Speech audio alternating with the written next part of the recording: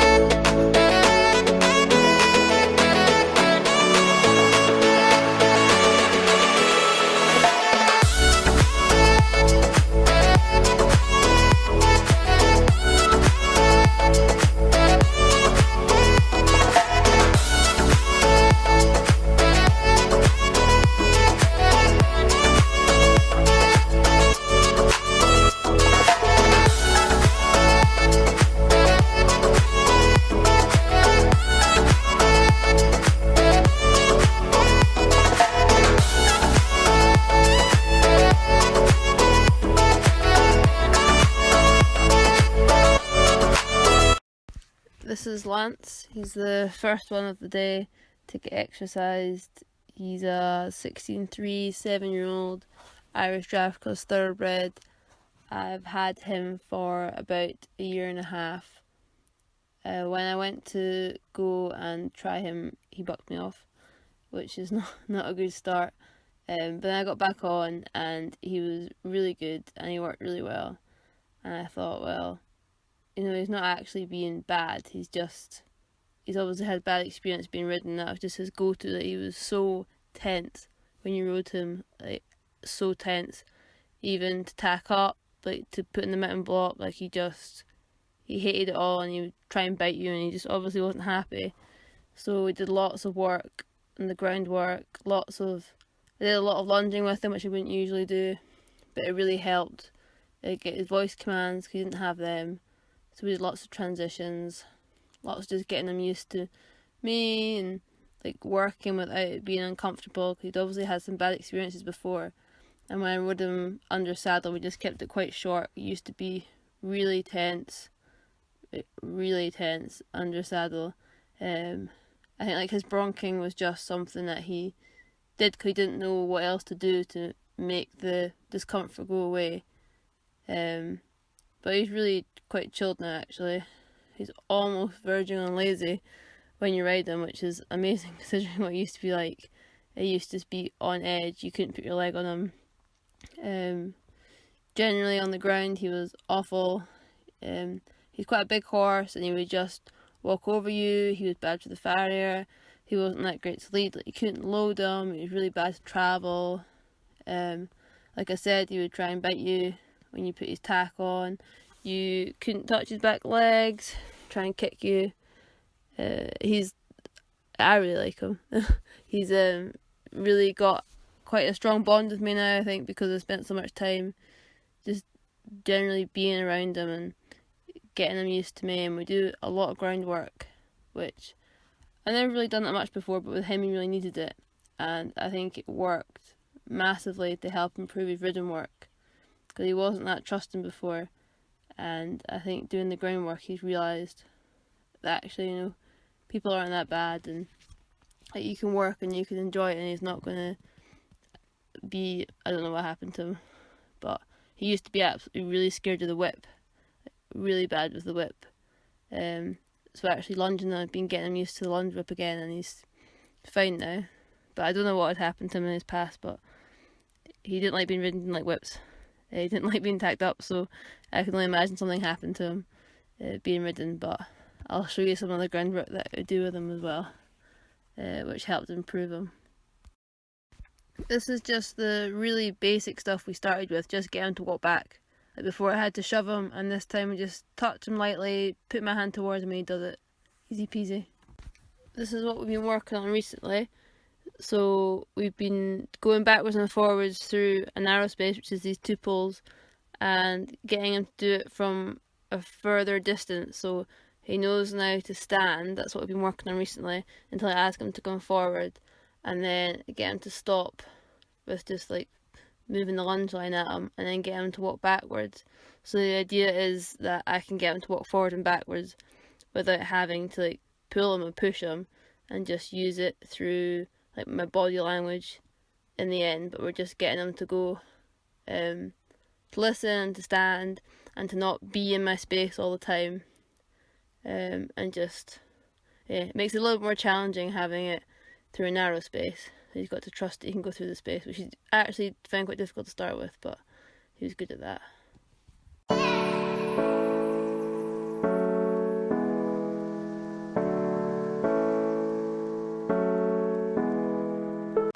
This is Flick. She's a 5-year-old part-bred Appaloosa that came in for breaking. She's pretty much ready to go home. She can walk, trot, canter, jump, hack. She goes in a consistent outline walk and trot, and she's just about getting there in canter. She's pretty clever, so she picks up things really easily, and she's got a good brain, so she's nice to work with. And she's been really good this week, so we're just going to go on a little hack.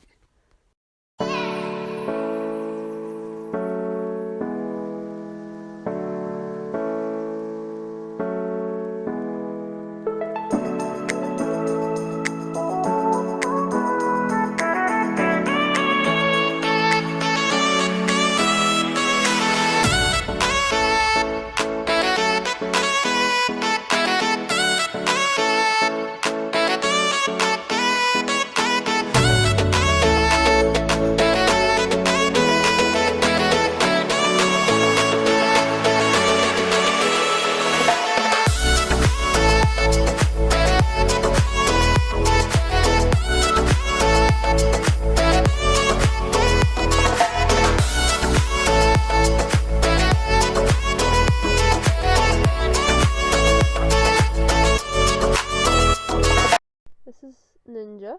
He's a 5-year-old thoroughbred cross warm blood cross Irish sports horse.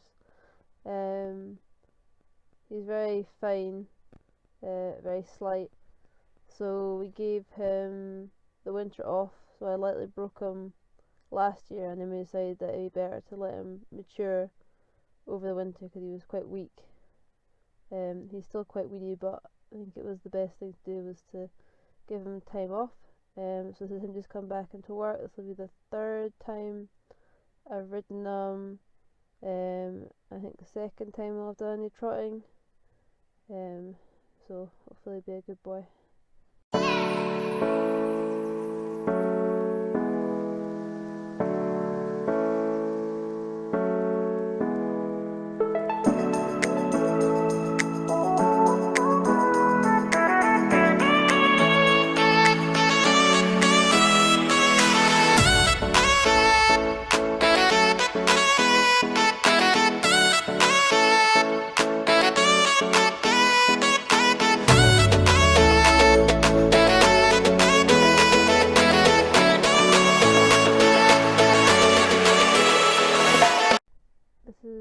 She's a 14-year-old registered New Forest pony. She's here on sales livery, but obviously we can't really sell anything at the moment, so I'm just keeping her ticking over with a bit of hacking, a bit of schooling. She's been there, done that, Pony Club Pony. Pretty much does everything, so I think she'll be quite easy to sell when we can get her on the market.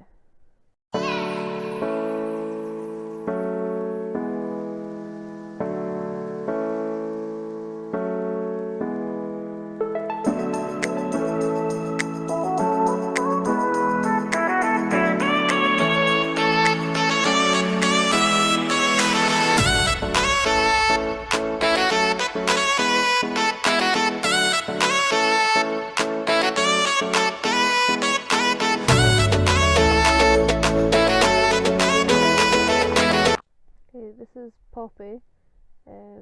Poor Poppy forgot to do a nice video of her standing, so you can see what she looks like. So you're just gonna have to see her from my hat cam. She's a 5-year-old registered Connemara pony. Just started breaking her, so this is the second time I sat on her. Always sit on her in the stable, just check they're okay. Then get on outside, just lean over. First of all, to get her used to the weight. She wasn't fussed. She's more interested to see if I had any treats. Then we walked forward, do like a lap at the school, check that she's okay, and then she was fine with that. So just have a sit on her. Get my reins. Get on her, and I don't have my feet in the stirrups, just because it's easier to get off, or if you fall off, your feet don't get stuck in the stirrups. This was her first time walking forward when I went on her. She was pretty chilled about the whole thing, and then I think we did 2 laps of the school. She wasn't bothered. I'm not doing anything, I'm just sitting there. She's being led, and that's her. And she was done for the day. Easy peasy. This is Luna. She's a 5-year-old Welsh Section D that's in for breaking. She's pretty much done all the basics now. She can walk, trot, canter in the school. She's hacking. She's super clever, so she learns things almost too quickly. So we're learning to stretch at the moment in the trot, because she likes to keep her neck quite tight, which is the way she goes naturally. So we're just trying to get her to lengthen a little bit and take the contact a bit more.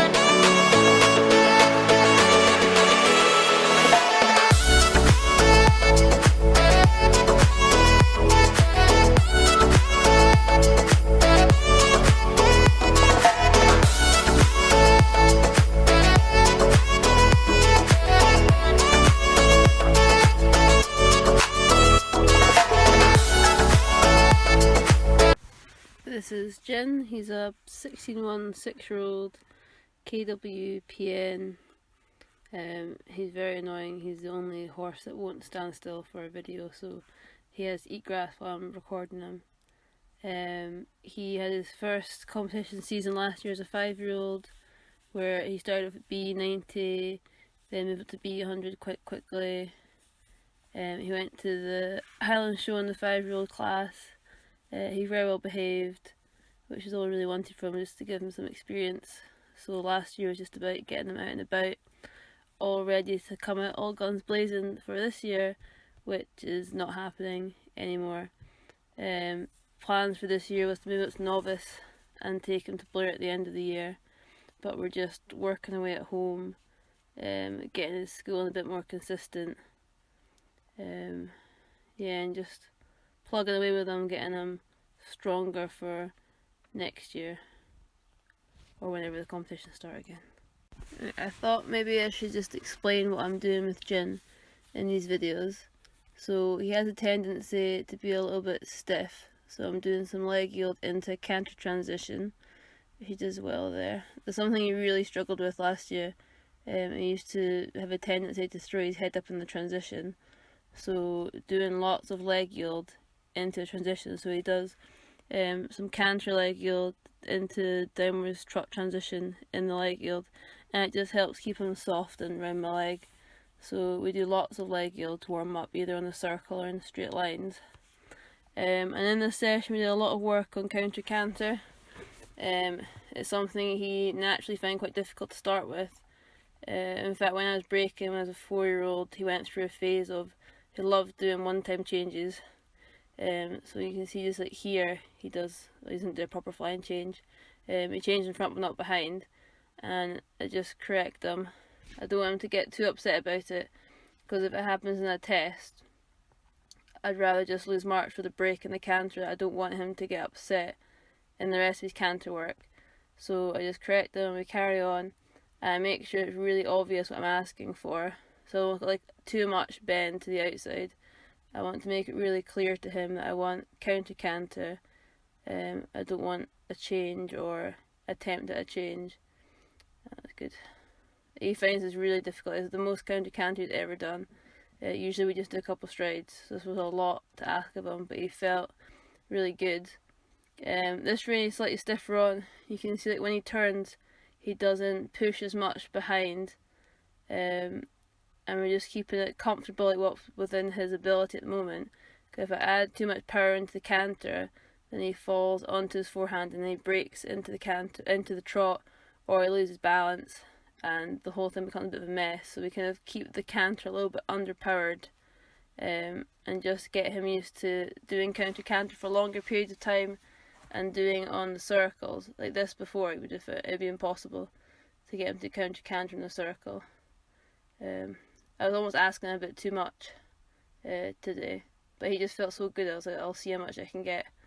So I was really pleased with him. And I think after this we left and did some stretching, because he just was so good. Like, he doesn't usually do much counter canter, but he's very good.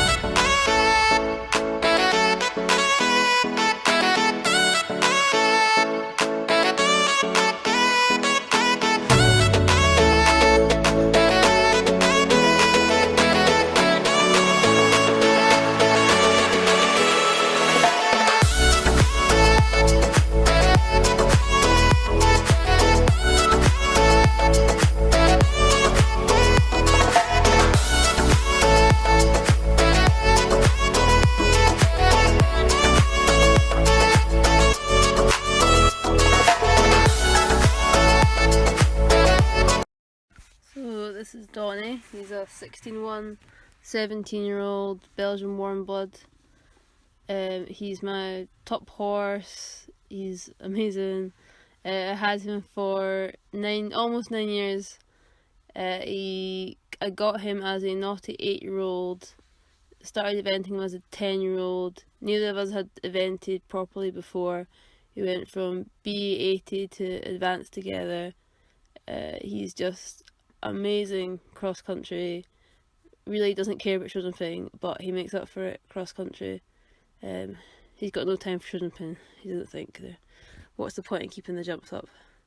Yeah, he's just a horse that his heart outweighs his talent in every way. He takes strides out. He took a stride out in the advanced at 2 Olympic fences. He's just a bit insane when it comes to cross country, so we forgive him for the rest. Here's some clips from Donnie's schooling session. The day before he actually worked really well, so I didn't want to work him as hard today. So he doesn't go as well as he normally does. You have to work him quite hard to get him off the forehand. So I do lots and lots of shoulder in. Here's some not that great canter shoulder in. But yeah, do lots of shoulder in, lots of transitions. He naturally goes really on the forehand. And then I had to play about it on his medium trot.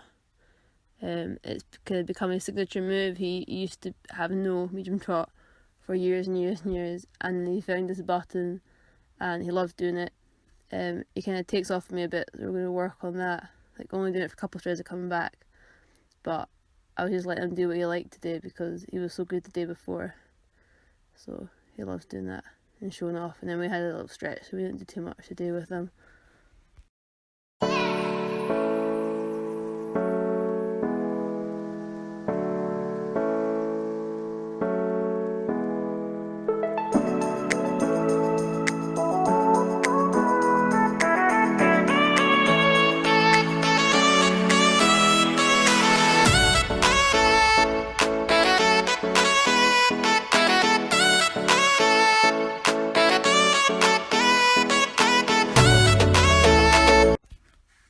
that's it, guys. That's the end of our day.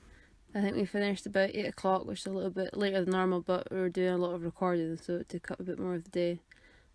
All the horses are back in their stables. They've had their dinner. Just check on them to make sure all doors are shut properly. We have a couple of escape artists, mainly Donnie, so we have to make sure they're all shut in properly, and we put lead drops on all their doors so they can't escape. Just last final checks on them, and that's it. It's our normal day in lockdown done.